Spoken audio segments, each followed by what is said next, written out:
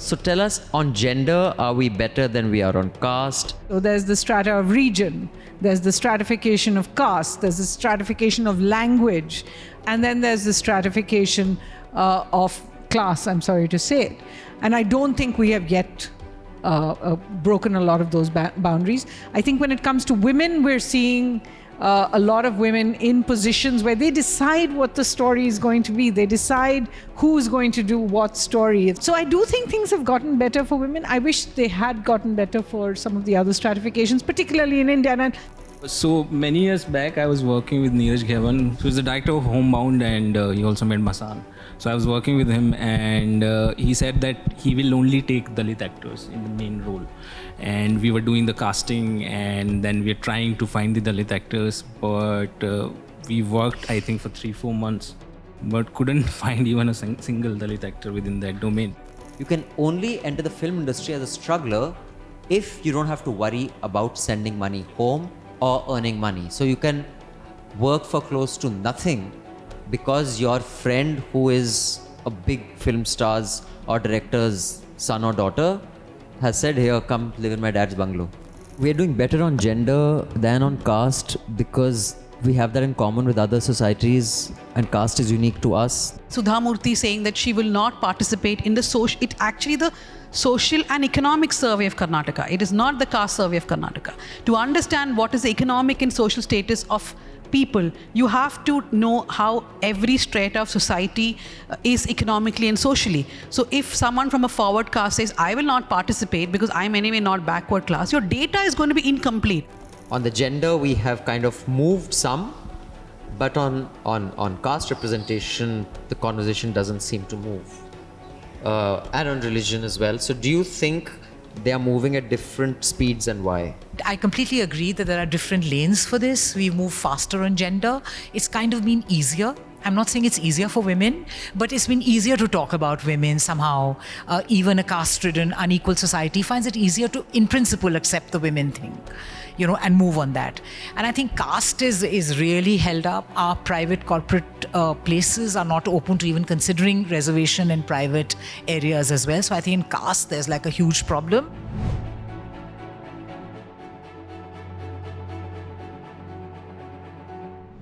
My name is Jeffrey Dean. For those of you who don't know me, I'm with the Canadian High Commission. I'm responsible for political and economic and public affairs and some other things.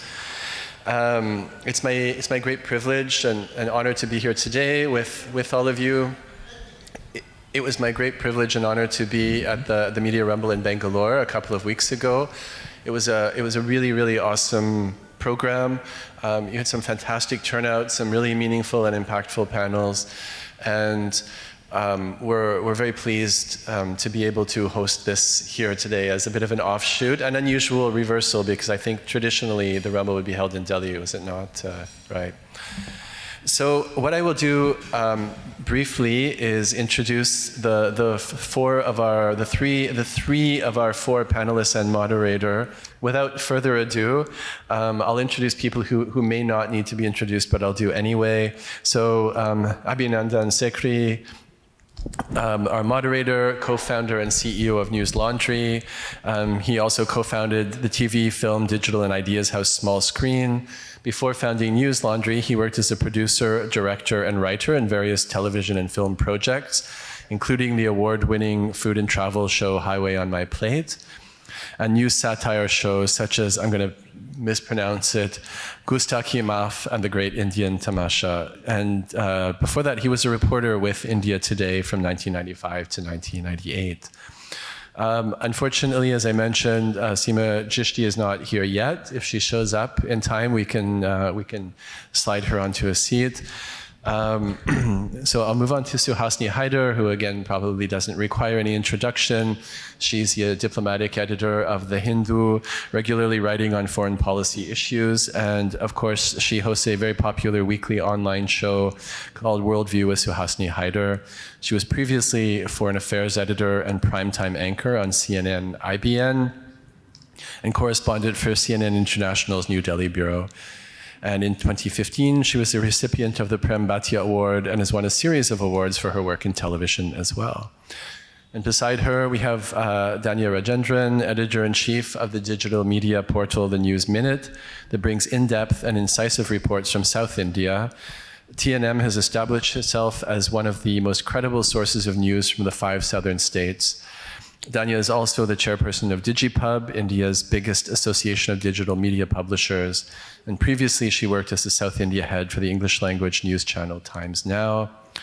And last but not least, Anurag Minus Verma, who's an award-winning multimedia artist, author, podcaster, and experimental filmmaker. His humorous take on current social political matters has garnered a substantial following. He's also the host and founder of the acclaimed Anurag Minus Verma podcast, which features thought-provoking conversations on caste, society, and politics, and enjoys a high global podcast ranking. And thank you for hosting the closing session of the Media Rumble. Many of you may already be aware of this, but News Minute and Newslaundry had released a couple of reports, one in 2019 and one in 2018, on caste and gender representation in India's newsrooms. We had looked at the biggest 5 or 7, depending on Hindi or English language, print and broadcast, and we also included digital later, newsrooms.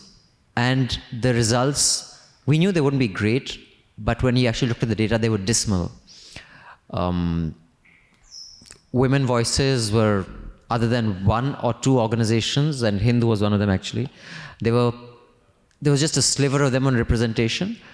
But on marginalized communities and Dalit voices, it was like a 0. It was not even like 1, like the token. And I'm ashamed to say our organization didn't do very well either. But considering that competition is so terrible, we were a little better, which is like we are told, how do you do such journalism? We say, we are doing what everyone should have done. Others have stopped doing it. That's why we look a little better. It's not like we are spectacularly better in any way. So in that context, I would just like to come to the panel, and I'd like to start with Dhanya, because News Minute is actually one of the most progressive organizations in the country, if not the single most. I'm saying one of the most, because if you take a absolute adjective, then you should be able to prove it by data, which I can't, but I have a hunch it will be the most progressive on representation. So I'm sure you've studied this with some success because you have operated a news organization with some success. Where are we in the journey of solving this problem? And I'll just give you the 3, areas or 3 parts of the timeline. One is identifying the problem, which the reports are supposed to do, make the invisible visible. Let's see the data. Then let's try to fix the data and come up with mechanisms how to do that. And then we'll see a trend of growth. At least from what I have seen, we are still at phase 1, at least in media. And lately, just yesterday, 2 of India's most well-known billionaires, Sudha Murthy and her husband Narayan Murthy, have refused to participate in a survey on caste for a reason which I didn't quite comprehend. So tell us, on gender, are we better than we are on caste? Are we better in certain languages and not others? Is the South better than the North? Or is the Northeast better than other parts? Because I'm sure it won't all move together. But is there any ray of hope in any of these areas, geographic, gender, or community, in any part of the country? I think I must begin with an anecdote about organizing this event. When I was asked to look for a panelist, it was really difficult to find an editor from a Dalit community or someone from a queer community working in Delhi. I mean, I had a lot of names of people who are juniors, but who are not in the top editorial positions. I did contact, in fact, I was speaking to Anurag about it, about the names that both of us knew, but most of them have moved out of Delhi. I do not know their reasons, but they work out of Bihar, Jharkhand. Some of them have gone back to Northeast. There are people from Adivasi communities, tribal communities. So it is dismal. And I know that when Newslaundry had done these surveys much before we partnered with them, but I knew that even doing the survey was tough because people did not want to fill the caste. So I remember the Newslaundry person calling me at that time, and they asked me some 20 questions. And the 21st question was, what is your caste or community? I said, you should have asked this first because obviously this is your survey, right? So then he explained to me that if I asked this first, a lot of people were just not ready to answer. So in fact, in their survey, it says many journalists were not taking part in the survey because they do not want to talk about it. So I think representation is a problem. I personally feel we had more conversations about this around 2 to 3 years ago. Those conversations seems to have died now because we feel like we're talking the same thing, but this is something we cannot stop talking about. So even in panel discussions, we are having less and less of this discussion, I feel, because it's almost a repeat for us, right? Every year we sit and complain. So for the News Minute, when we started, I think we looked only at gender, which is we didn't want a newsroom full of men. Therefore, we had a newsroom full of women and very few men. It continues to be so because over time I've realized that senior male journalists don't send us resumes. Therefore, we don't have too many senior males. Even if we want to recruit them, I don't think they want to join us. So that's the problem that we have faced. But after the initial 2 or 3 years, I realized that even we are looking only at gender. We are not looking at intersectionality. Like everyone in the newsroom was like me. They were upper caste women. They were not from marginalized. There were few, but they were not in the decision making. So then we took a call that in the top editorial, we'll have someone who's from the queer community, somebody who's a Muslim, somebody who's from a marginalized community. And that really changed the language of the newsroom. It's not about anything else, but it's about how a newsroom thinks. For example, I'll just quickly finish with a small newsroom anecdote. We see these stories all the time saying 2 gay men got married or 2 women got married or things like that. So after a point of time, the editor we had, she said, we have to stop reporting this as if it's some great achievement because within the law, what is allowed, what is not, is something that we have to look at. And it's not just for look at the pictures of this wedding. So she brought that language to our newsroom. And of course, language is something that we have worked on a lot. But I've realized over time that newsrooms cannot, like TV, where Suhasini worked for many years, I've also done for lesser time, has a lot of women. But they're mostly junior reporters. Now we do have television editors who are women. I'm not saying that having women as an editor, a woman as an editor solves all problems because everything can be the same even then. But we have to give that opportunity, right? So I think the problem persists, Abhinandan, and we are talking less and less about it. Therefore, it is becoming worse, I believe, without us even acknowledging it. So, Suhasini, you have been a part of one of India's largest news networks during the peak of broadcast, and you've been part of one of the top 5 print newspapers as well in India. Do you see any significant difference in the 2 formats? Of course, compensating for specifics of organizations, but in that space in general. Sure, and I really should start with the disclaimer that I don't speak for the Hindu. I can speak as a journalist who's been around for 30 years. The truth is that in some senses, things have changed. Things have changed a lot. When I joined the profession, I remember this really weird statistic. I studied broadcast journalism, but I didn't study it in India. But I remember this statistic in the US, which was that 50% or more of all journalism graduates are women, 25% in the work stream. And I thought that was really weird. I thought we see women everywhere. How is it possibly possible? And then when you get to the next level, which is, what we call not the glass ceiling, but the glass door. Because there's always a door where the decisions are being made, where the editors are sitting, deciding the stories, deciding the assignments. And it's about who's on the other side of that glass door. It shrinks even more.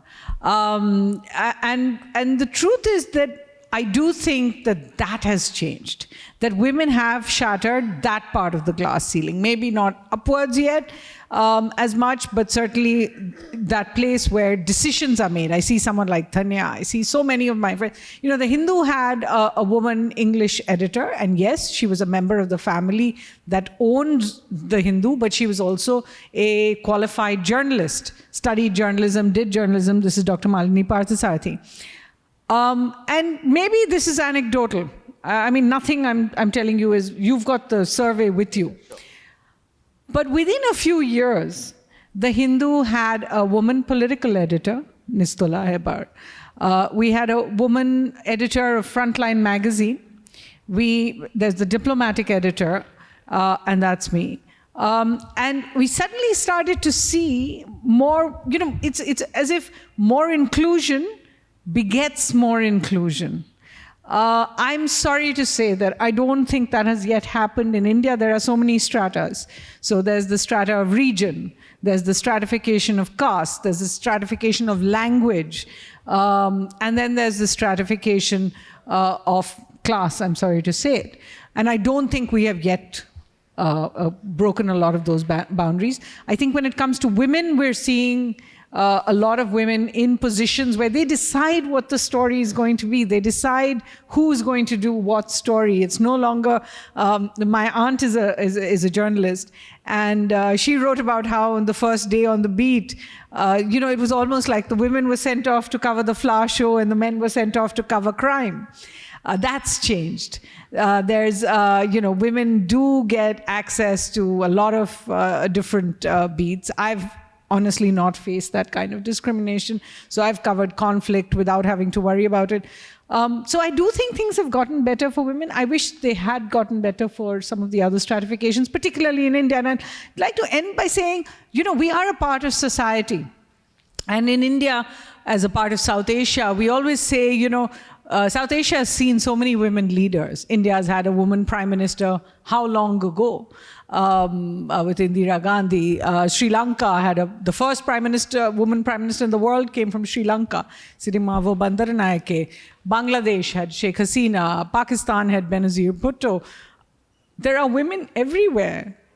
And yet, we know that they all belong to a family, which is why it's interesting we're sitting here today and the traffic is being blocked up, although I'm glad to see so many more people have been able to make it here.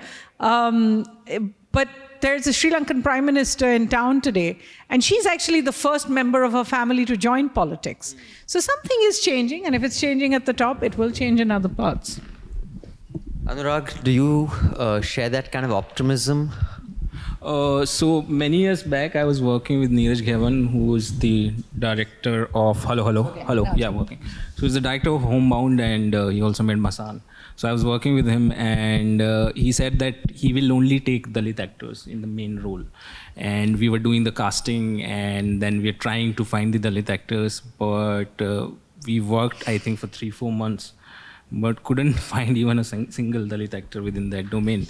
So even if there is maybe one or two, but obviously some people are not very comfortable to share their identity, or sometimes there is one or two Dalit actor, then how the casting works, there is the age difference and everything. But we couldn't find. So that is the reason, that is the thing which is there in every strata, I think. In every field you can look at it. Even for Sudha Murthy, it's very interesting. Like today you said that she refused to participate in caste survey because she doesn't come from backward community. The reason is she comes from humble community.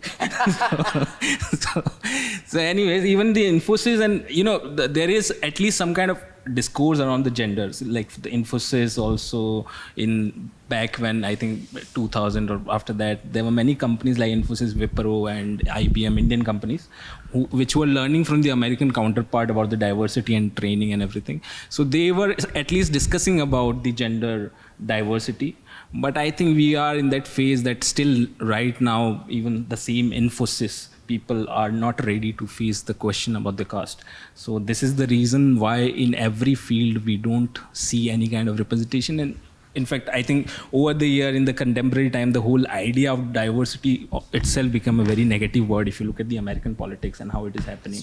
So that is also there. There are people who are the narrative builder, who are against the whole idea of diversity. And if you look at like American politics is full of that, like pages of libs and TikTokers of the lib, and there are many pages and there is many counter propaganda which is happening against diversity. So we are in a very different phase of time, I think. So that is. So I was actually looking for the name of this one. The only trans governor or congressperson in the US had appeared on a Ezra Klein podcast. And I'm terrible with names. I was looking for the name. And she was talking about, why they lost the culture war. She has acknowledged that we have lost the culture war. We have, because in a particular poll that was done, it appeared even Democrats kind of disagreed less with Trump on how he had dealt with trans issues, even though they vehemently disagreed with him how he dealt with immigration issues. Now, it just made me wonder, and I'd like the panel's views on this. On gender, there is still some, silver linings. We see a lot more noise, discussions are happening. Is it because India's progressive movements take their cues from the West, where inevitably people of certain privilege have access to that narrative, have access to that content, take their cues from there, have a voice there, and Dalit voices don't? Because on that front, the progress, to me, seems a lot slower than on the gender front.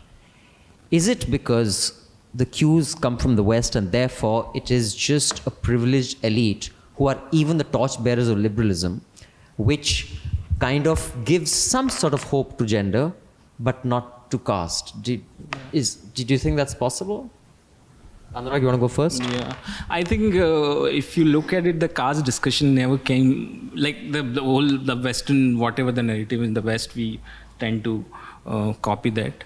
So briefly, I think in 2020, there was some discussion around passing on the mic and Dalit representation, Dalit Life Matters, because at the same time, there were many incidents that have happened, like George Floyd's incident, then there was a Hathras Kand happened. So there was a discussion, even many celebrities were tweeting about it for a very brief moment, and people were discussing about representation and everything, but that small moment, I think that is completely vanished now there is not even a discussion regarding this. So and as I said, that now the global idea on the diversity is very negative. Even many of the progressive people in the West, if you look at their, they are against, Vivek Chibbar, I was watching his interview recently and he said that this bullshit needs to go about the diversity and everything. He's a Marxist, I think. So there are many people who, even from the progressive front, think that the wokes and this whole cultural movement have gone too far. So obviously there is one side is the Charlie Kirk types and the Elon Musk type who were leading, Charlie is obviously dead, but there were many people, Alex Jones, who were leading the Jordan Peterson, leading the war against diversity.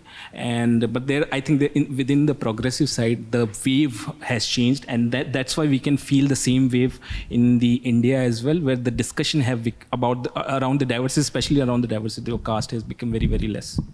What do you think, Dhanya? We're doing better on gender than on caste because we have that in common with other societies, and caste is unique to us. Therefore, that lags behind the gender discussion. No, I think primarily two things. One is that we are uncomfortable with anything on caste. 2016, Rohit Vemula's death spurred a lot of conversations in public about how our spaces are, whether it's educational institutions, whether it's offices, how are we looking at marginalized communities, are they getting opportunities? I think from 2016, there was that opening of that conversation. And like you said, in 2020, 21, we sporadically see these discussions happening. But the word reservation has a very negative connotation in India now. That is one problem. Like yesterday, Sudha Murthy saying that she will not participate in the social and economic survey of Karnataka. It is not the caste survey of Karnataka. To understand what is the economic and social status of people, you have to know how every strata of society is economically and socially. So if someone from a forward caste says, I will not participate because I'm anyway not backward class, your data is going to be incomplete. Are you telling me that the technocrat who made Infosys does not know the importance of data? That incomplete data is equal to nothing, because how do you then have policies around it? So first, we are uncomfortable as society to speak about caste. We are uncomfortable to speak about discrimination because then the fingers are pointed at us. Like, for example, if somebody asks me about my newsroom, the fingers are pointed at me. It's uncomfortable, but that's the reality. And the second is our progressive movements itself have always excluded caste. Look at the communist movement. In fact, EMS Namboodiripad, we are trying to do a story on how the first caste survey was done by a CPM government, but EMS Namboodiripad stood for economically weaker sections of forward caste. So this is an idea which came from the communist movement itself. And all these movements have been criticized that while they look at class, they look at gender to some extent, they've always excluded caste. So it is no surprise to me that newsrooms are a reflection of what happens in our politics, in our society. And you were asking about regional newsrooms. I think regional newsrooms don't do well even on the gender question. Yeah. Like if you look at, I don't know about Hindi, Punjabi and all that. I only know the South Indian languages. And if you look television there, if you take newspapers there, I don't think they do well on the gender count. They do not have editors, women editors. Very few channels have, even then it's token. That's the same with newspapers, and that's very evident in their language of coverage. For example, like Suhasini said, when you have 3 women editors, the stories that you plan, the way you write it, everything changes, right? So if you take a regional news channel, they will write, husband killed by woman on first night because he was not handsome, right? But if you actually go to the police station, they would tell you that the woman was forced to marry, and then perhaps she murdered because she was not ready for the first night. But the language of the newsroom will change if perhaps their editor had the sensibility to say, why not write it differently? And that's very evident across at least the southern regional media, that it is male editors who are taking the shots. We have not even reached the gender question there. Even in the Rajasthan from where I am, I think there are no women editor in these newspapers like you mentioned, like Rajasthan Patrika, Dainik Bhaskar. I rarely read anything by women, I think. You know, a lot of it, I have to say, when you're asking about Western ideas, and, you know, I mean, these things go in waves. Mahatma Gandhi inspired Martin Luther King Jr. You know, so it's this looking at what another society is doing, how another society is trying to make itself more egalitarian, it's not a bad thing. I mean, Canada often comes in the news for being a little too, you know, sort of woke. But it means that it broadens the discourse. So we're not just dealing with a flurry of very right-wing, extremist, conservative leaders around the world. We've got a little bit of diversity even there. And we're all learning really from each other about what works, what gets you elected. As Prime Minister Manmohan Singh sort of famously said about economics, he said, I know what I need to do to fix my economy. I just don't know how to win an election having done it. And it's the same of diversity. I know what I need to do to, say, fix casteism. In the kind of candidates that I put out in an election, but I don't know how to win an election having done it. So bring it back to, you know, a little bit of the discussion that is uncomfortable to have, which is, what's your privilege? And the fact that people are unaware of, you know, the number of people I will have met in my lifetime in Delhi who will say to me, we're a post-caste generation. You know, I went through school, nobody ever asked me what my caste was. And I think 9.9 out of 10 of those people saying it to me belong to an upper caste because they've never seen it. I'll give you another example, and it's a more current one. In the last week, most of you have read about this Taliban foreign minister who had the one press conference with the men and then was kind of pushed by bad optics and public pressure to have a second one with everyone. But what I was really informed by were the reactions I got in the 2 days that we were part of a, you know, to be honest, it wasn't some women journalist movement as it's being portrayed to be. It wasn't just the women journalists. The men who actually attended the press conferences were on a conversation. We were all on a conversation together, and their point was, listen, I'm really sorry. When we got in, we didn't realize it was all women. We didn't think about it. But, you know, as soon as we realized, it was wrong. And some of them sent me, like, on behalf of so many, I'd like to apologize that we didn't walk out. I don't expect anyone to walk out. Listen, in our lifetime as journalists, we've all, and I see so many of the journalists I admire here, we've all benefited from an exclusive access at some point or the other. But if it's on the basis of a birth built privilege, then, then it does make you a little uncomfortable. But what really informed me was the kind of responses I got from people who will remain unnamed but are in positions of power, who said to me, I don't know why you assume there's any discrimination here. They just didn't think about it. They just invited 18 journalists and they happened to be men. And I just sort of looked at him and I said, everybody knows what the Indian Ministry of External Affairs beat is like. If you watch the press conference every week, you know how many women there are. And I said, are you telling me that these 18 journalists who were invited, plus 7 video journalists, you couldn't even find one? Because one would have broken our case. Then we couldn't have made the case that he had a problem with women. And you couldn't even find one. But the number, I was actually stunned by the number of them of people who said to me, I don't know why you're seeing this as a discrimination. Now, kind of adapt that to what someone from a different caste or a different religion feels when they see in every forum what they're seeing is not them. It's worth thinking about what one's privilege is and making people at least accept maybe there is a privilege that you don't actually know. So,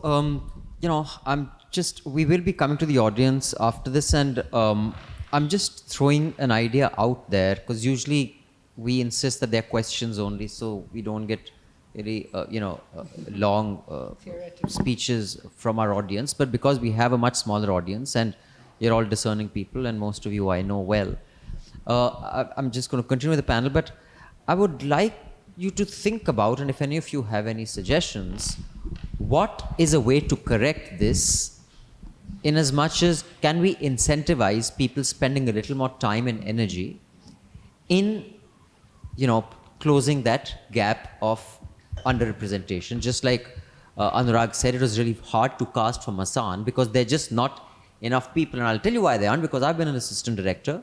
You can only enter the film industry as a struggler if you don't have to worry about sending money home or earning money. So you can work for close to nothing because your friend who is a big film star's or director's son or daughter has said, here, come live in my dad's bungalow. So you're paying for nothing. So therefore you can struggle, quote unquote, for 6 months, but someone who doesn't have the privilege cannot. So therefore, inevitably, the people who are trained have been trained because they could afford to not work. So is there any, and I know so many, and I use the word well-meaning loosely and generously, who would like to fix this, but they just don't have the time. If they want to fill a post and it's taking them 2 days, they don't spend 8 days to find that person. Is there a way to incentivize that? And is that the only way? And is it inevitable? And is there a way that doesn't make it seem, oh, you're killing my efficiency, etc., etc.? So that's a question I have. I'll leave it to you. If anyone has ideas, please, we can publish it in our report when we do it next. But Anurag, on solutions, can you think of ways to incentivize people, whether it is in, an example of tobacco. If you see smoking is bad for health, was the least effective campaign to get people to stop smoking. Exactly. Smoking is uncool was the most successful way to get people to stop smoking. You were like, the cool people wouldn't hang out with you. So even the people who would mock religion will not mock caste. It is like in Pakistan, the ruling elite at one point were happy to trash the quote unquote, fundamentalists who they called the mullah politicians, but were not willing to embrace a land reform movement like happened in India or kill what made them hugely privileged. So what is the way to incentivize that behavior, whether it is through social nudges of being cool or through financial nudges or someone coming up with an organization that has a database of awesome resumes? I think there has to be more cultural conversation around it, because just by, for example, there is a good organization, or let's say, the good is also very debatable, like how we look at it, but let's say there is some organization which will give some seats to people who are from marginalized background, but that can only happen very briefly. So the main idea is that there has to be more discussion on why it is beneficial for the organization. It is not a charity work that you give someone a job or you become good by doing that. It's a very good thing for the organization. So maybe more data around it, like how the efficiency changes when there are more gazes, be it from gender, be it from caste, be it from class. So when we have that cultural conversation in the society, then maybe in the newsroom, people will think, okay, it will benefit my organization. So until or unless there is not an idea of that benefit, then I think that it will be very difficult to change it just by thinking of it as some kind of a charity. So that is very important, and diversity is also a form of reputation insurance if you look at it. So it also makes your organization very reputed. Although recently the conversation changed, so things are changing. Now they are also, if you look at the US, then they have changed the word from diversity to belongingness. Now people are saying that the belongingness, and because of that, the whole cultural conversation around it. But I think that whole idea that it can be very beneficial for your organization, until we don't reach to that conversation, I think it will be very difficult by doing some good people, doing some good work that is not change it in a long Okay, that's one nudge, a pop culture kind of acceptance of it. So Suhasini, what do you think are good nudges? I'm not senior enough to actually know what changes right at the top. But I will say that we learn from each other in a certain sense. So at one point, it really meant something to be a woman editor. There was one or two. There was Mrinal Pandey, and then there was nobody, right? For years and years. It is about diversity being cool, but more than diversity, I think, if you look around the journalism business, we're actually probably more, I just feel that journalists tend to be more liberal, more progressive than other parts of society. I don't think we're a mirror in that sense of other parts of society. And I think it's necessary within newsrooms to celebrate the various diversities. I think it's important to make the point that you don't necessarily understand another gaze, but it's part of the conversation. And I think it is up to editors, in a certain sense, to build within the newsroom a sensitization for, as I said, not just caste, but the disadvantages or privileges of language, of religion, and region in our country. Because these are things we don't think about. There is one majoritarian elite, and it's unfortunately, it's also sexist, it's also male. But at the end of the day, it is up to the leaders in a newsroom to ensure that everyone does get seen, does get appreciated. I know that sounds patronizing and possibly patriarchal even, but it's necessary to do that. Maybe it's time for, the editors' guilds or the groupings of editors to think more about the ideas. Dhanya said there was a conversation some years ago. There isn't a conversation today. There was a conversation for better or for worse, because as you said, reservation became this big issue in the 1990s with Mandal and all the rest of it. But was there some part of society that started thinking, maybe this is what is required, maybe this is going to at least, bring the conversations up to the front? I say this because maybe it just sounds a bit Alice in Wonderland, but I was in college at the time of Mandal. And I remember every other college was participating in the anti-Mandal protests. We were not part of the Delhi University Union. And our principal at the time decided that we wouldn't join the protests. So there was an uproar inside college because, everybody there was like, what is this? We're against reservation and all the old things you hear about. This is affirmative action, essentially. And the idea that, would you like your father's surgery to be done by someone who's come through. Classic trope. All the classic kind of anti-reservation or anti-affirmative action kind of things. And this particular college principal, essentially, so it got more dramatic. So people were protesting outside, people were burning stuff on the streets. One unfortunately committed suicide, self-immolating and all the rest.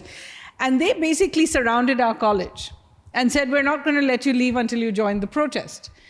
So we were in that college from the morning till the evening. And the principal said, great, let's all get together. She got us all into the quad. And she made people come up and speak about why reservation was necessary and take questions from those who were clearly That is amazing. That's why leadership matters, yeah. And so that's what I'm saying, that leadership does make a difference. It does make you rethink your assumptions. And hopefully our newsrooms will do more of it, as a result of which the coverage will do much more of it. Oh, that's fantastic, yeah. Dhanya? Couple of things. One is I agree with what Anurag said. I think the only language which a lot of media houses will understand is the language of the market. If we had enough studies like there is in the US saying that if a newsroom is more representative, then there is a financial upside to it, that you start talking about more sections of society, that your news is more inclusive, that you're covering things in a different language, and people then tend to interact with your news organization more. There are several studies in the US which have showed that diversity in the newsroom does help the newsroom reach newer populations. So most Indian newsrooms are driven by the economics, by what makes money for them. Therefore, if we had studies which showed that making the newsroom more diverse, whether it's gender-wise, community-wise, class-wise, religion-wise, that will be one incentive. The second is so many years ago, not many years ago, but a few years ago, there was this conversation as to why are we not having, like Suhasini was saying, gender. We have a lot of women in the newsroom, right? But when it came to caste, why did we not have? So one thing that a lot of us figured out, I have a colleague, Sudipto, he was the one who sort of started this conversation. So one thing which was figured out was that Dalits are not even registering for journalism courses. What is the reason? One is nobody wants to become a journalist thanks to the love and fresh air that you get all the time. Second, it's not like a high-paying industry, and people are more interested in academics. If they are bound to study, then they want to do PhD and they want to be in academics. We had a particular problem from states like Telangana and Andhra, where having a high-paid job and then getting dowry or whatever is also important. Therefore, people were not, journalism was the least. Like if you go to Hyderabad University, which has a very good journalism course, you will hardly meet any localite. Everybody is from Kerala or Tamil Nadu, or lots of people from Bihar and Madhya Pradesh now. So the first thing was to ensure that people enter colleges. And one problem was the fee. The fee is quite high for journalism courses, especially in private colleges. So that time, around 10 news organizations, I remember the News Minute, Caravan, The Wire, The Hindu, it was an audacious name. It was called the Chennai Charter. But all these news organizations came and signed this charter where we would help the Asian College of Journalism in Chennai take in more students from marginalized communities, give them subsidized education, and then these newsrooms will ensure that they get jobs or at least the first level of training. And over the years, ACJ has kept taking, but the money has been very low. Like we have not been able to raise as much money, but Sudipto keeps raising for 1 or 2 students every year. But I think that has to be, it can't even be at the place where we are hiring, because most times we don't get anyone to hire, and a lot of people don't want to talk about what community they belong to, because that itself is dangerous in a newsroom. To identify yourself as a Dalit in many newsrooms is very dangerous. People don't want to do that, and we can't force them to. So we need more people right from the classroom. So I think a focus has to be there. And even our colleges, we need to have conversations. I had been to a private college in Bengaluru, a huge college, and they'd called me to speak about journalism, where I spoke about diversity. And normally in these huge colleges, after you finish your 1-hour lecture, people don't want to, women are always asking, the girls are always asking, my family is saying don't become a journalist because it is too dangerous. That's the question we get from every college. But the moment you talk about diversity, even the quietest of auditoriums will be full of anger saying, why should there be diversity? The doctor who will operate on you will be that person who got a degree for free and all that. So in one particular college, this discussion got very heated, where the students are against any affirmative action. And suddenly a professor just gets up. This is a professor they all really like. He gets up and says, I'm a Dalit. I got married to a woman who's from an OBC community. And my parents and her parents have thrown us out. In fact, there was a danger to our lives. We had to really like leave our native places and come to Bengaluru. And everybody was shell-shocked. Because sitting with them in that auditorium was a person who was a victim of caste ostracization or caste violence, and they had no clue about it. And for the first time when he opened up, there was pin drop silence, and because they were like, there's nothing like caste. We all don't know each other's caste. So I think the conversations have to begin from school and college itself. Also, I think one thing that would help is if it's not framed, and I wrote a piece on Newslaundry long ago on this. I see a lot of, even, again I use the word loosely, well-meaning discussions frame this as reservation or affirmative action versus merit, which is a really problematic way of framing it. It should be merit or privilege versus reservation, because merit is baked into privilege. You are meritorious because you are privileged, just like I said. I mean, from my life experience, you are access to areas of learning because you have privilege, which is what a word that irritates me is made you meritorious. So even well-meaning people frame it as merit versus reservation. So I would urge you, whenever you see a framing in that sense, say no, that's wrong. That's like saying tea versus orange. It should be tea versus coffee. So it should be reservation versus privilege and not merit. I think that is a good starting point. But yeah, before I open this That's up important, and we should make the point that there are those who are fighting. Yeah. I think you've had her on quite a few times, Meena Kotwal of the Mook Nayak, who makes that point. Where is her starting point? As someone said in a movie discussion, I think ki aapka jahan it's basically to say that your struggle, or something on the idea that your struggle basically is like as far as I can go. What you call your struggle starts is my success. Exactly. And Meena grew up with her parents as laborers. Now, how does that compare with the average person in a newsroom today who's, taken their education for granted? I do think it's necessary. It's also necessary just to have those voices out there. Just one small point. It's also very interesting to note this different kind of a medium like online, especially Instagram and the YouTube. So like Dhanya said, that many people are not going to journalism because it's not a well-paying job.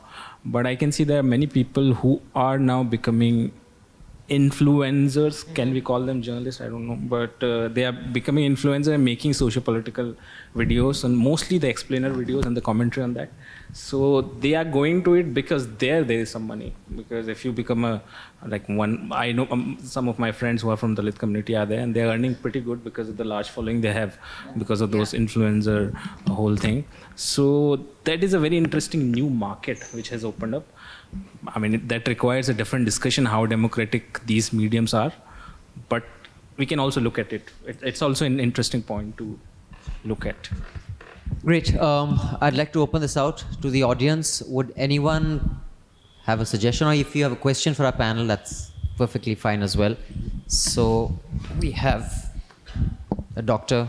I actually wanted to touch upon what Anurag said, because this has been in my mind as well, as to how social media acts as this great equalizer when it comes to allowing women to do whatever they want on the social media. Similarly with, like you said, caste marginalized backgrounds as well. And I was wondering if that could be a way to sort of look at it. It's not, I'm not sure if it's a question or a suggestion, but, just the idea of how the social media sort of allows access to people and allows people to get access to people, which would have otherwise not been the case, if social media hadn't been there. Yeah, I mean, even like my own podcast, which I started 5 years ago. So one of my mentor listened to it for the first time, I think 5 years ago. That time the conversation around caste and everything was not that much like we have right now. So he said very interesting, but the first time I'm hearing a Dalit speaking to a Dalit.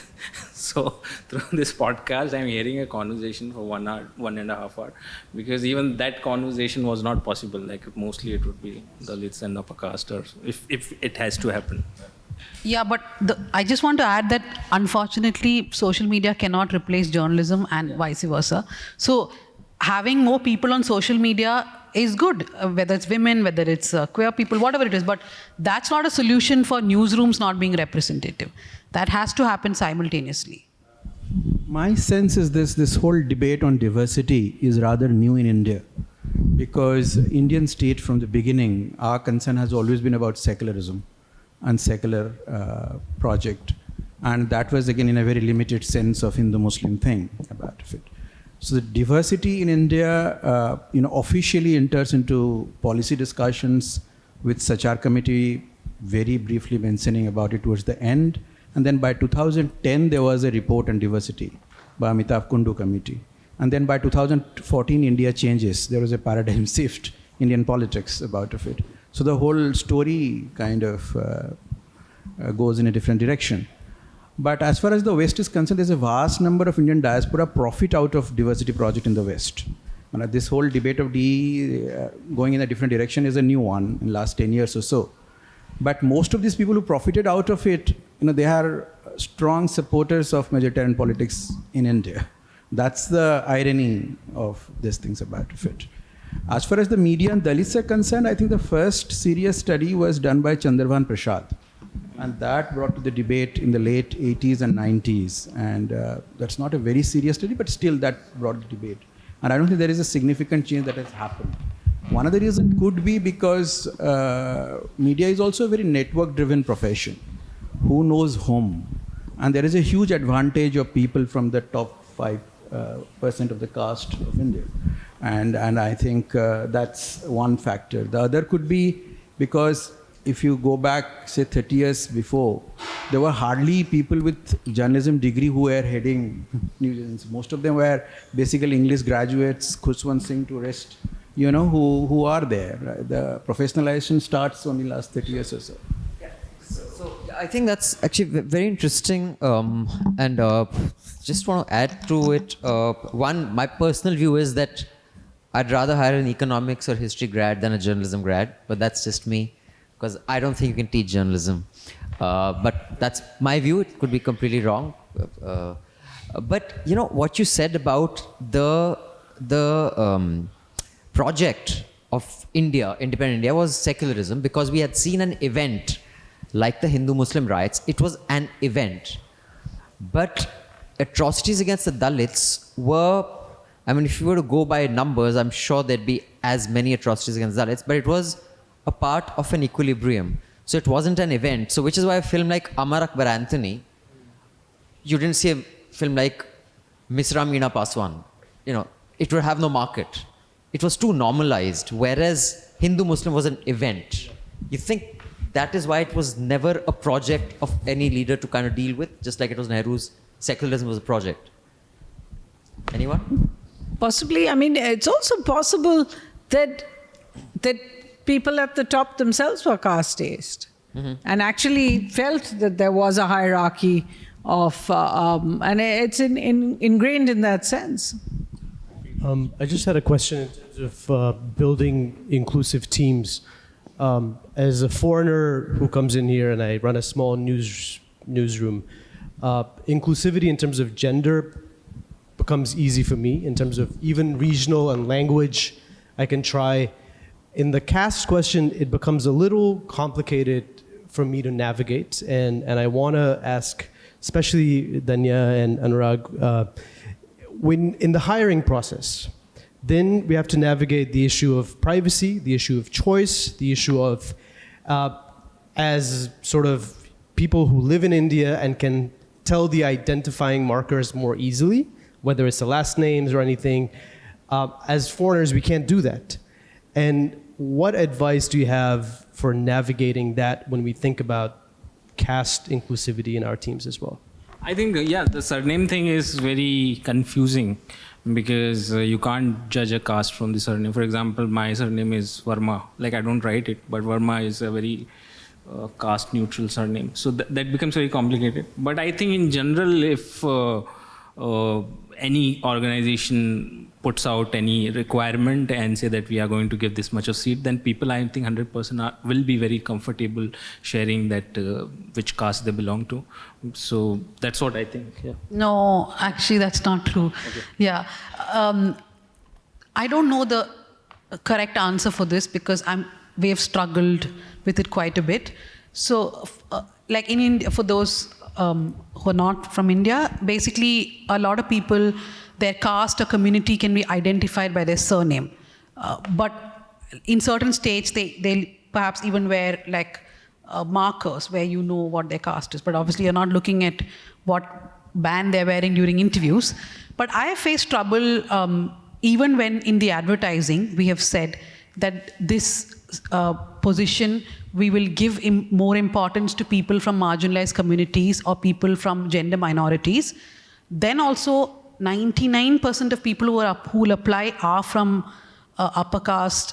And then sometimes we know by word that somebody is from marginalized community and sometimes they don't want to say it.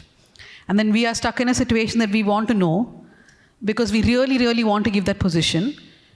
So I have come to the understanding that if diversity in the newsroom has to be done for the reason that like you said, it's not for any charity or anything. It is important that your newsroom has, that hiring has to be very specific. Otherwise, it is a huge problem because a lot of people don't want to identify. And that is understandable, right?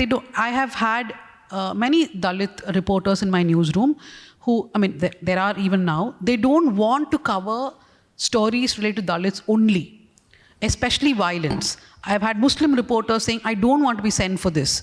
So it's a very peculiar situation, even when we're hiring, even when allotting stories to them. I don't think there's a perfect solution for this. But what I've realized is that if we have a job description, it has to be very specific. Or again, we will face this problem of trying to gauge who we should take. It's interesting because I was comparing it with, let's say, some kind of a government job. For example, there is a vacancy. No, that's not the same for us, right? We are not going to make them right. In the government job, you will fill a form. So it's identifiable. It's not the same for us. You have to. Any others? But I would just, I'm just coming there. But just, to your point of certain professions, representation, I think because journalists talk so much more about it, it's more stark, and that's one of the good things because there are conversations. But if this was, for example, a hedge fund conference, we would not be talking about representation. We'd be talking about which stock is giving the most returns.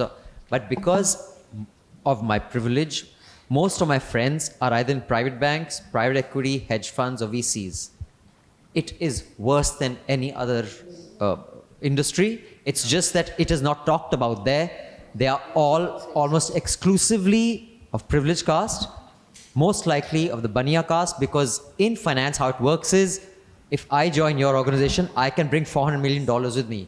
Yeah. Those $400 million I have access to because they belong to my friend, uncle, chacha, mama, etc., etc. So actually in the finance industry, I would hedge, is the least inclusive. Our panelist is here. And Seema and Siddharth Vadrajan are here. But yeah, please go ahead. And sorry, I was asked to identify everybody before they start their question. Seema, you can please take your seat. We'll come to you right at the end. Thank you for battling traffic. Many texts I have got in the last 1 hour. People have actually given up and turned around, including the co-founder of Newslaundry. I'm ashamed to say, said, bro, I would never have done this, but I just cannot stand at this red light any longer. So anyway, yeah, please go ahead. Hi, my name is Jugal. I work with the Collective Newsroom, which was earlier the BBC. And I have volunteered with our diversity and inclusivity team. And answering your question about hiring. So I think one effort that some of my colleagues made in that team, which I think was quite beneficial in us building a bridge with people from the marginalized parts of our society, was to not just kind of upload a certain hiring on a site and then wait, because that often got you people from the privileged backgrounds, but also from the Bombay and the Delhis and the Bangalores and the Chennais, and no offense to any one of them. But we usually would get, the top tier cities. But it was when we identified, say, for example, a college in, say, a town or a tier 3 or tier 4 city or a town, and we would kind of build a bridge with them, maybe journalism classes, maybe mass comm, and then advertise specifically also to them that, look, we are doing this hiring, maybe you can spread the word. I think that did help us get a lot more diversity in the applications that we would receive, and that helped us make better decisions as well. Of course, granted that newsrooms are short-staffed and stuff like that, but I'm just sharing what we had attempted, and I think it has kind of sustained us. I have a question. Is it okay if I can just put it on? Yeah. So this is also a time when, typically I have felt that in newsrooms we seldom talk about our own experiences. We're talking about what we've done, how the audience has perceived it, and how the government is perceiving it, and all of that.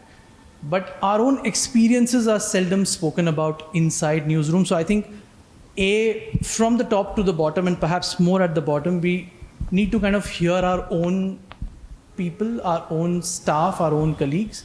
And I kind of agree with what Anurag said about linking it to some kind of an incentive or some form of an award. Because good or bad aside, I do feel that every time there's an opportunity for an organization to come out before others and say, look, I'm better on ABC count, I think that does motivate a lot more organizations to come and take those steps. So I don't know who can do it, but maybe if there's a collective body which can incentivize a D&I effort in journalism, for example, I think such moves may work. Would like to know what the panel thinks. What do you think? Is that an idea worth exploring? But yeah, Seema, we'll just come to you. But when you think, I was just thinking of that, and the first thing that struck me is, again, you'd need the data.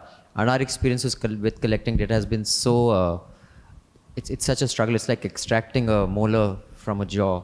But I actually think that's a great idea. We just need to develop it a little more. You want to weigh in on that idea? No? Okay. Seema, so, yeah. So just too much AQI in my system. Yeah, that's okay. So, thank you for joining us, and thank you for going Pleasure, through thank you. the entire struggle. You know what the whole discussion has been about, but what you've missed is that, maybe that's just how I perceive it, that on the gender we have kind of moved some, but on caste representation the conversation doesn't seem to move. And on religion as well. So do you think they are moving at different speeds, and why?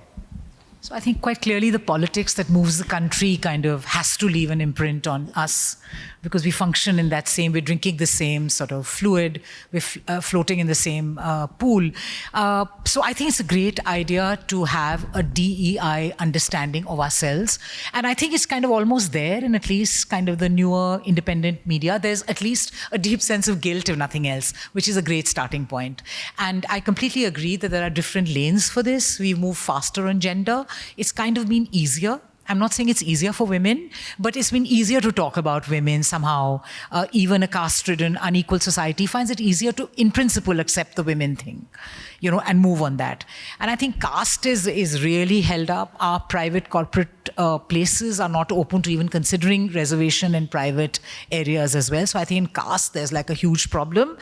Oddly enough, in religion, I think it's a little less. That you do see a lot of Christians, Muslims, if I may, other religions are more visible than they are in other spheres of, but that's like the old thing about blacks doing very well in football and cinema, and Muslims being, the Khans ruling Bollywood. So there's something else going on there, which is why I think in media it's more informal and they're able to make their spaces. But I think caste is the big C question, which we have to confront, and guilt is a great starting point. The report, that I think it's Newslaundry and Reuters, that report. There are also, I know, scholars who are working in Europe to kind of get some kind of index on who are the chief of bureaus, who are telling the stories, whose stories they are telling. And it's actually quite shocking, just looking at even good newspapers, etc. It actually is just one caste who are the chief of bureaus and editors, and completely and utterly unself-aware, which is the case. Not that they're like bad people, etc., So, but we really need to think about, I think caste is the big question in newsrooms. I just want to jump in just because, Mujib asked that question, and I think it's really true that if you look from an outside, one of the questions I was always asked when I was abroad is, how do you tell the difference between, caste? Is it like bread in the bone? Do people just grow up knowing that somebody is of this caste or the other? Because obviously the real worry, as Dhanya has been saying again and again, is the over-identification also.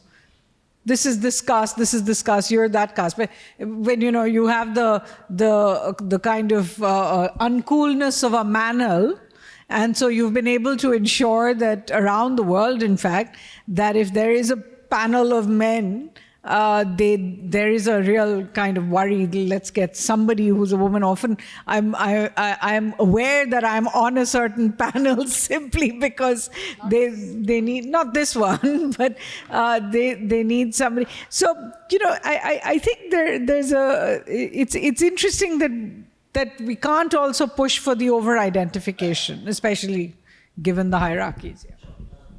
Hi, Kadambini, independent journalist. Well, there are just some observations I have seen in the newsrooms, and I don't think that people who are in a decision-making position, they are serious about diversity. They are just not serious about it. They talk a lot. We are journalists, we talk. That is given. We talk a lot about everything, but when it comes to making decisions, it does not happen. I have seen over the years that people who were in a decision-making position, they were hiring people, and these are the people who complained that there are too many Sharmas and Dwivedis and Trivedis, all Brahmin surnames, in the newsrooms. But when they had a chance to do something about it, they did not. This happens all the time. When someone who comes from a less privileged background or a disprivileged background, they are not ready to mentor. There's no mentorship. You have to understand that when a person who does not have, he has not had that kind of opportunity, that person will take some time in getting the same rhythm as everyone else who has had that kind of opportunity. So that time, that patience is not given to that person. There is a initiative like this, which I know the family that runs the Shriram group of schools has for girls of underprivileged families, and they have, I think, about 40 mentors, 2 from journalism, are you on that as well? Radhika Bharatram has started that. Yeah. So, and they attach these 2 people, so if that person is going for an event like this, or for a party, or for a dinner, they will take those 2 people along, so they just get used to moving in in those little cocoons of opportunity. So, I think, that's a great mentorship program like that would actually really help. Because underconfidence is also a very mark of caste. Also, people forget that it's also a very behavioral thing, because when you are completely outside within a certain kind of circle, then you don't know what to talk about, how are you going to enter. That whole idea of the smoothness which people take for granted is very difficult for many people. So at the initial stage, there has to be some kind of membership, there has to be some chances given, and then I think we can move towards more. I'll be talking, I want to share some of my thoughts when it comes to creating solutions. So a talk about representation is great, but I still feel it's a lot easier. As journalists, we don't just need to talk about representation and ensure at least some representation, but also we need to use our journalism to talk about structural problems more and more. For example, the educational inequality that is there in the society. I mean, we need also to face and challenge ourselves and face that discomfort at personal levels. For example, private schools. That is where so much of educational inequality is coming from. So we need to use our journalism, I feel, to ask questions, raise questions about these structural inequalities, because unless there are students who come to colleges, who choose journalism, whose representation are we talking about? So I feel we need to talk about structural problems as much as possible, more using our journalism. Great. Okay, thanks. In fact, I was just thinking, our leader of Newslaundry is here. At least she was. So maybe we should, the piece that accompanies this video, should be 10 things, 10 cool things you can do to be. Because I think we got 4 good, like the mentorship idea is a great one. The idea that Anurag gave was, so we've got about 4 ideas. If you just can make that into listicle. Yes, please go ahead. I think, my name is Venkatesh. I work with an NGO on human rights. This has been extremely enlightening panel discussion for us, and I would like to thank Dhanya for pointing out to that very basic problem of not adequate number of trained journalists being available from the lower castes to be able to even make a pitch. And perhaps a solution that you are suggesting, don't take somebody trained in journalism, but take subject experts and then train them in journalism. That is a fantastic idea. But what I want to ask is this, that isn't there a possibility of advocating with because advocacy is the language that we use and the tactics that we use all the time, to advocate for the initiation, creation of funds that will give out fellowships for such students so that they are attracted to come and take up this kind of, this profession, first study and then come and take up. The question that I want to ask is this, over the last few years, there's been a major churn in the media industry. How has that affected diversity? Has it gotten even worse than before when your studies were published? Or what's the situation like now? Well, our study was published in 2018 and then 2019.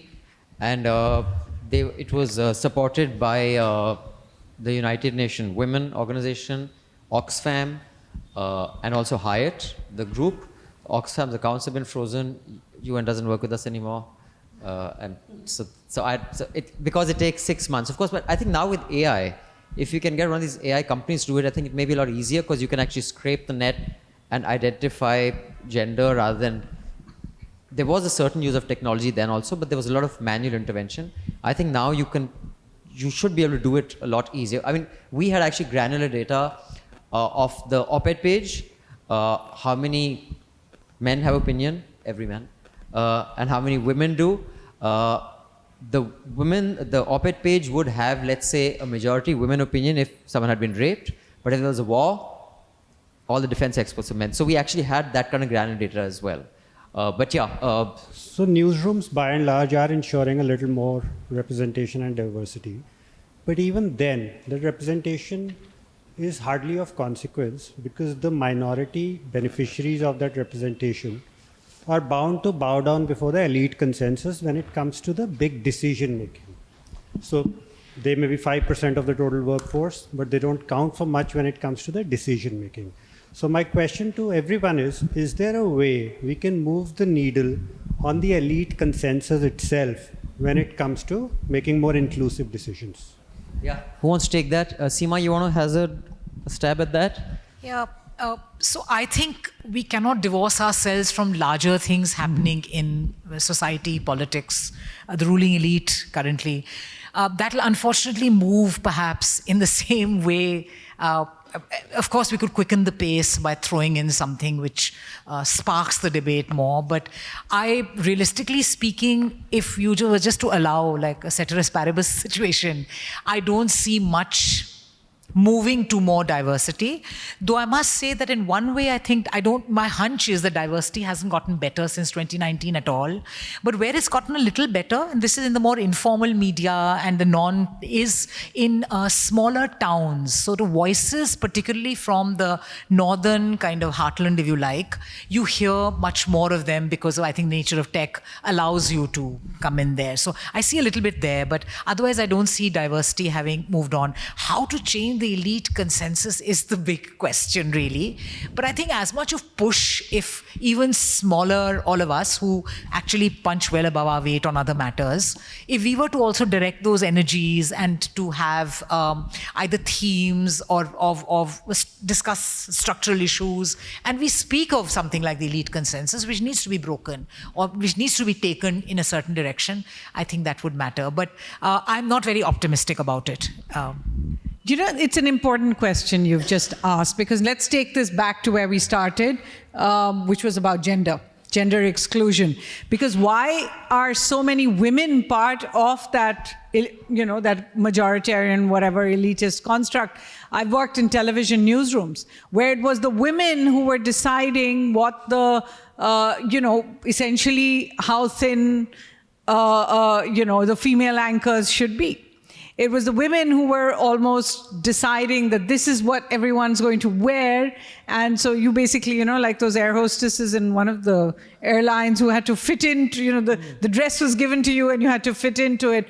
Or the idea that the male anchor just got more and more erudite and looked older and intellectual, whereas the female anchors had to continuously struggle to look younger and thinner and all the rest of that. And I always used to wonder, because there wasn't a dearth of women at the top who were part of these meetings, who would send out these mails. And I always really did wonder about, and if you extrapolate from that, from the women into how is it, and I'm, that you can be in a newsroom, and even if you are from a disadvantaged community or caste, you're not actually able to change how people feel. Or if you come from a minority religion and you're looking at newsrooms which are blatantly communal in television, where are they? Why aren't they speaking up, at least inside their newsrooms, even if others are not speaking up for them? And I think that's a really important question. I know I've felt it many times that it is actually the people of, whichever unprivileged you're talking about, who essentially also glom on to this consensus. Also, I think it has something also to do with ignorance. I mean, I'll give you, we can say all we want that I know what it's like, but you don't know what it's like unless you've been there. For example, I've given this example very often, even on our podcast. Last year when the election happened, and a couple of my colleagues who were covering the election, it happened in peak summer, as you'd know. So we had a couple of cases of heat stroke, and I told my colleague who was covering the Prime Minister's rally in Banaras, I said, just hydrate, because you already had 2 people have got knocked out because of the heat. And in the heat, so just make sure you keep drinking water. And she said, I can't, because I can't go to the loo anywhere. And a man doesn't have to think about that, at least not in India, I don't know, other place. So I was like, oh, so you have to tolerate the headache and the heat, but you can't keep hydrating, because in the middle of a rally, if you're a guy, you could just go anywhere, but one can't. So it was ignorance. You don't even think of that. That's a whole handbook that we hand down, just women journalists to women journalists. We're not aware of this. I'll just come to you. We have a gentleman here. Thank you. I just wanted to, a short comment on what you said. See, this is not an Indian malaise. Elites will only tolerate or participate in changes which are, performative, which are deracinating, which are shallow, because that's in their interest. So change, if there change is to be, I think, the bigger organizations, or, you guys are also mezzanine level now, you're no longer small. The stuff that a gentleman there was talking about, which is if you could build some institutional linkages with the students of journalism, so that they know that there's a there when they've graduated, and pick up stuff from there. That's certainly one possible change. And the other is, yes, someone said that, social media is not really media, but that's a fertile ground of, kind of circumventing the elite rather than, kind of trying to get them to change their rules. Because that is so individual specific that you can have a disproportionate impact to that. Yes, this young lady. Hi.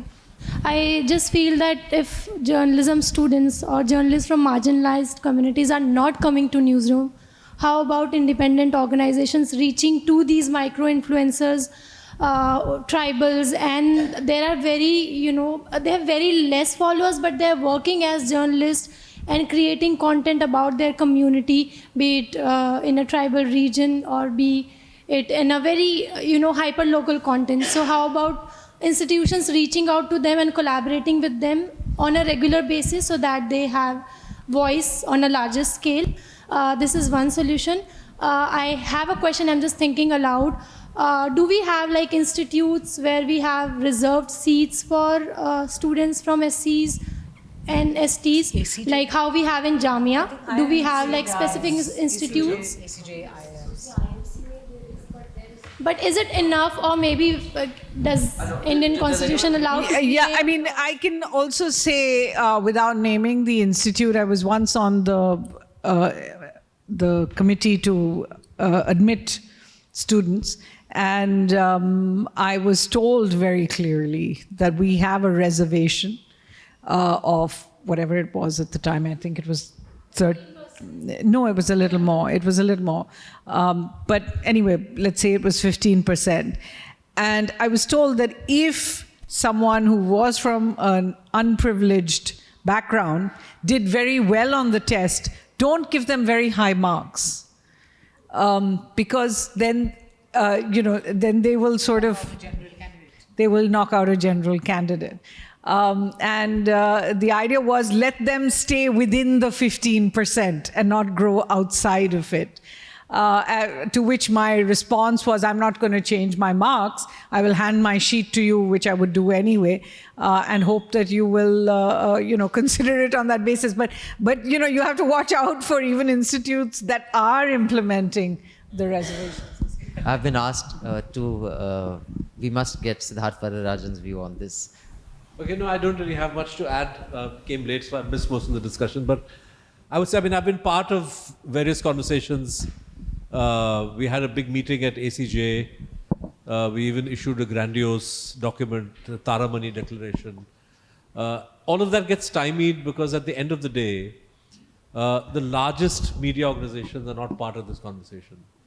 I think that, I know that whether it's Caravan, News Minute, Newslaundry, The Wire, Scroll, these are also, at the end of the day, these are organizations that are not making, I can't remember when is the last time we've hired, double digits. Yeah, double digits of revenue. It's always single digit hires, right? So we're all small newsrooms, right? And I'm proud. I think all of us have some grounds to be proud, not maybe enough, that in our own way we're making an effort, trying to make an effort. But it's the large organizations. We have to devise some way, maybe the incentive, somebody suggested having an award some way to move the curve with the Bennett Colemans and the Hindustan Times and Living Medias that are scooping up 30, 40, they make 30, 40 hires a year. And it would be really, really, I think it's not impossible. My sense is that at the apex body, so the editors, the Indian Newspaper Society, at that level, we're not going to make headway.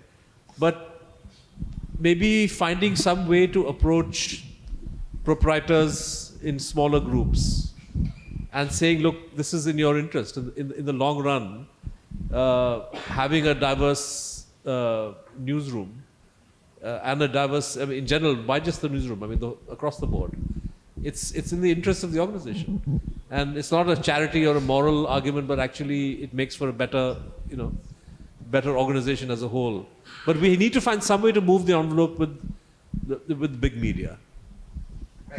I wonder if we should have an index that kind of calls out. You have done this research till 2019. If you have an index of diversity in newsrooms, right, or an ignoble awards type where you shame those who don't without really shaming them.